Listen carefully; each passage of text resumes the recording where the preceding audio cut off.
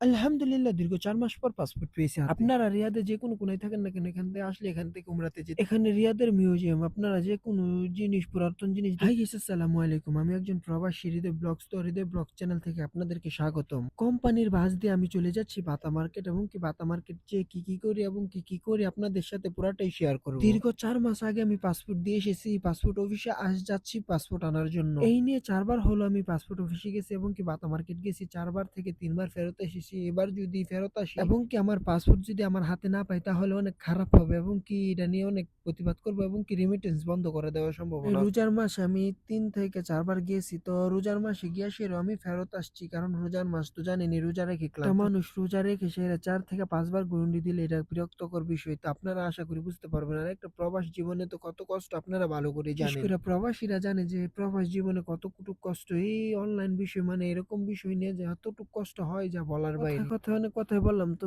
রাস্তার মাঝে এত পরিমাণে জাম যা বলার বাইরে। আপনার বাতা মার্কেটে প্রচুর পরিমাণে জাম লাগে যা বলার বাইরে। ধরে নিতে পারেন এটা বাংলাদেশেরই একটা অংশই বাতা মার্কেটটা। কারণ বাংলাদেশের বাঙালি ভাই সব রকমের মানুষ এখানে পাবেন বাংলাদেশে। ইভেন বাংলাদেশের যত প্রোডাক্ট এবং কি খাবার আছে সব এখানে পাওয়া যায় এই বাতা মার্কেট। তো চলে আসতে পারেন আপনারা এবং কি এসে দেখতে পারেন যে বাতা মার্কেট কিরকম। এই যে এখানে একটা মিউজিয়াম আছে, মিউজিয়ামের মাঝে পুরাতন সবকিছুই আছে যে আগের যুদ্ধ করার যে যত জিনিস আছে সবকিছু এখানে আছে। দীর্ঘ ১৪০০ বছর আগে স্বর্ণের এবং কি রূপার কয়েন দেয়া চলতো এই সৌদি আরবে। প্রায় এগুলা পয়সাও আপনারা দেখতে পাবেন এই মিউজিয়াম। তো প্রায় দেখতে দেখতে আমি আমার গন্তব্যের কাছাকাছি চলে আসছি। এখানে দেখতেছেন যে উমরা করতে যাইতেছে মানুষ, হাজার মানুষ মানে সবগুলো উমরার যে নির্দিষ্ট কোম্পানি আছে আপনার শুধু উমরাতে এবং কি উমরার কাজ করে এবং কি উমরা হজ জাকাত যারা মানে রিয়াদে আইসা নামে তাদেরকে নেওয়া যাওয়া হয় এখান থেকে। এখানে সব রকমের সুবিধাই পাবেন মানে অনেকটাই। তো যাক অবশেষে কথা বলতে বলতে আমার গন্তব্যে আমি পৌঁছে যেতেছি এবং কি এখানে যে দেখতেছেন বাসগুলা এবং কি এই তার সাথে পাসপোর্ট অফিসটা এই যে সামনে